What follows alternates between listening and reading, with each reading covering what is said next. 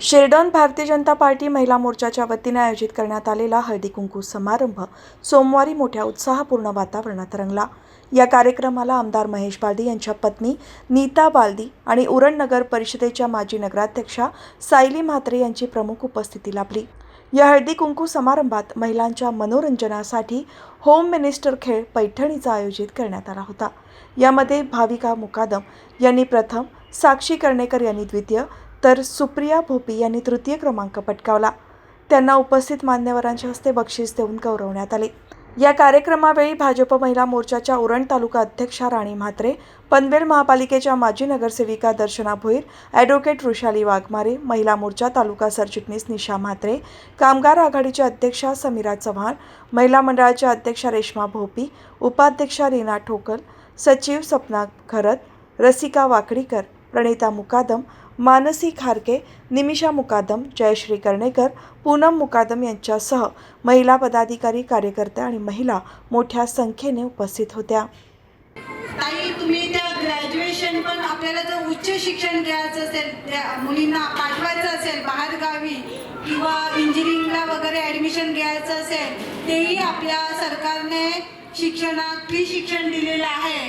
तर तेही आपण मुलींना घाबरतो की आता माझी मुलगी मोठी झाली, माझ्याकडे पैसे नाही आहेत, आता मी कॉलेजला कसं पाठवणार। तर तेही आमच्या सरकारने म्हणजे मोदी साहेबांनी ती योजना केलेली आहे। मुख्यमंत्री साहेबांचेही मी आभार मानते। तसेच बेटी पढाओ बेटी बचाओ ही योजना आहे।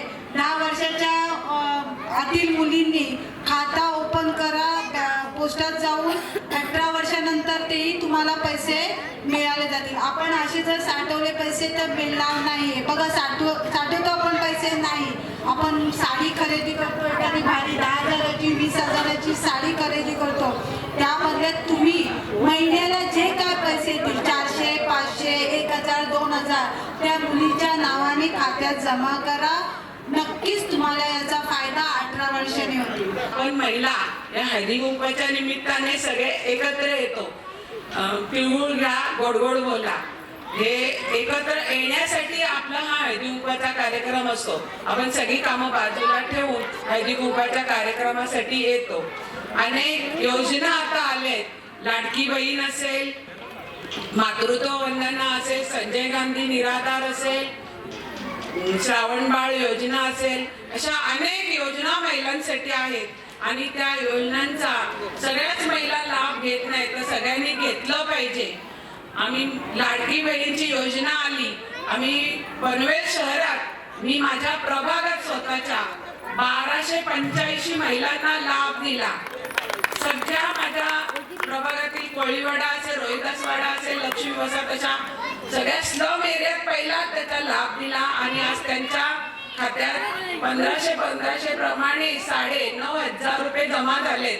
आपले सरकार आल्यानंतर आपले दोन्ही आमदार, आपल्या उरणचे आमदार महेश बालदी साहेब, आपले प्रशांत दादा, हे 2 आमदार आल्यानंतर आपल्या किती विकासाची गंगा आली आणि आपल्या सरकारने किती योजना आपल्यासाठी, खास महिलांसाठी, त्यांना प्रवाह काढण्यासाठी किती योजना आणलेल्या आहेत। आणि म्हणूनच निश्चितपणे ताईंना त्याचा अधिकार आहे की आपल्या पक्षाने काय केलंय हे सांगण्याचा निश्चितच अधिकार आहे। आणि महिलांनो, निश्चितच आपण आपल्या पक्षाचा झेंडा हा निश्चितच मिरवला पाहिजे, कारण खऱ्या प्रवाहात आपल्याला कोणी आणला असेल तर मोदी सरकारने, आपल्या भारतीय जनता पार्टीच्या सरकारने। त्याच्या पुढे जाऊन महिला मी तुम्हाला सांगेन की आज आपल्याला खरोखरच आपल्याला स्वातंत्र्य आलेलं आहे, परंतु आपल्यातील आपले न्यू जनरेशन, येणाऱ्या नवीन पिढीतील महिला मुली आपल्या आहेत, यांना अतिशय स्वातंत्र्य मिळालं आणि अतिशय संगणकाचा वापर किंवा मोबाईल हातात आल्यामुळे भयानक अशा घटना ऐकायला मिळत आहेत। खरोखरच याचं दुःख होत आहे, अगदी लहान वयात नको त्या गोष्टी घडत आहेत। मग याला सरकार जबाबदार का नाही? तर आपणही आपल्या मुलांना अति स्वातंत्र्य देऊन त्यांच्याकडे दुर्लक्ष करत आहोत। महिलांनो, आजच्या दिवशी मी तुम्हाला नम्रपणे विनंती करते की आपल्या मुलांवर आपलं लक्ष असू द्या, त्यांना मोबाईल पासून जास्तीत जास्त दूर ठेवण्याचा प्रयत्न करा आणि आपण आपल्या मुलांच्या सोबत वावरत चला, त्यांच्याशी त्यांच्या भावना समजून घेऊया आणि वाईट कृत्यापासून मुलांना कसं वाचवता येईल हे बघूया।